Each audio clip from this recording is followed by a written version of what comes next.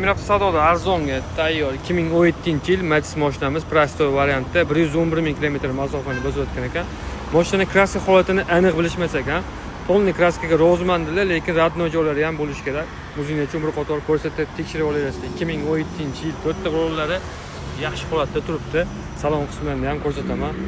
Salonlari ham akkuratli bo'lib turibdi. Chexollar kiydirilgan, polikoylar solingan, magnitofon kolonkalari bor, metan gazda uстановка bo'lgan, temir gaz rollar.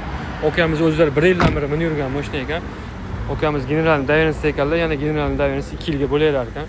Hujjatlardan muammosi yo'q ekan. Bemalol ko'rsatib tekshirib olasizlar mashinani. Kuzovida chaqa-chuqa joylari yo'q. Motor korobka ходовlarida hech qanaqa rasxodlar yo'q ekan.